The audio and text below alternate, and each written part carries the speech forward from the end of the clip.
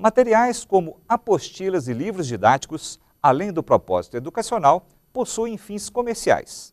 É preciso estar atento ao que diz o direito autoral sobre a reprodução de trechos de obras nesses livros. Entenda na entrevista de Silvana Monteiro. É comum ver em livros didáticos e apostilas a reprodução de trechos de obras de outros autores. Para falar sobre as questões legais que envolvem o assunto, eu converso com o professor e mestre em Direito, Arnaldo de Oliveira Júnior. Professor, qual é o procedimento legal para utilizar o trecho de uma obra de uma pessoa para livros didáticos e até para fins comerciais? Bom, no caso da utilização de outras obras em outras publicações, a Lei de Direitos Autorais exige a citação do autor e a descrição da fonte, isso para trazer a fidelidade de onde foi buscada a informação e, consequentemente, a citação deste autor utilizado. O que é vedado é a utilização de outras obras, como foto, como imagens e desenhos, que necessitaria, neste caso, por se tratar de uma obra completa, necessitaria de autorização e, quando não, o pagamento referente aos direitos autorais do referido autor da obra utilizada.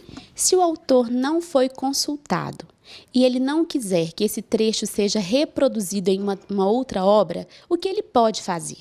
Na verdade, o autor acaba perdendo o privilégio de manter a sua obra inédita quando ele a traz a público. Quando ele traz à existência as suas ideias, elas então passam a ser protegidas pelos direitos autorais, mas elas perdem, neste caso, a possibilidade de restrição do uso correto. O uso correto é aquele uso através de citação. Nós temos até no Brasil um caso que nos chamou bastante atenção e que foi parar perante o Poder Judiciário do Estado do Rio de Janeiro, que é o caso de um autor que estudou a obra de Guimarães Rosa e este sofreu uma ação pela família de Guimarães Rosa sob acusação de plágio, porque teria se utilizado de texto demasiadamente ao longo de sua obra do próprio Guimarães Rosa.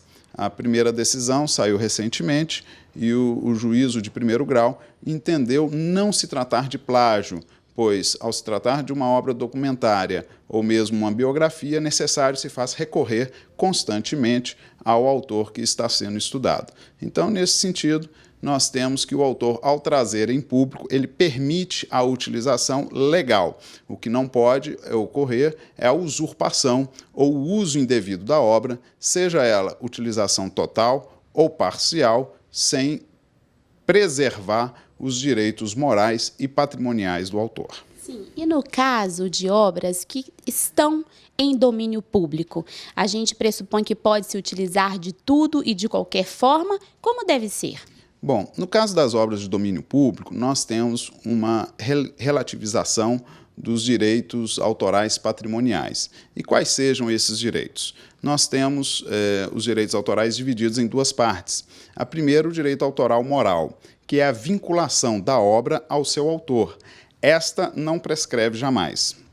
Neste caso, o direito autoral moral exige a todo o uso, em qualquer momento, a identidade daquele que criou aquela obra. Agora, no caso dos direitos autorais patrimoniais, que é o usufruto, o uso econômico, do que a obra poderá produzir ou gerar, esta pode ser flexibilizada após 50 anos à morte do autor, contado a partir de 1º de janeiro do ano subseguinte à sua morte.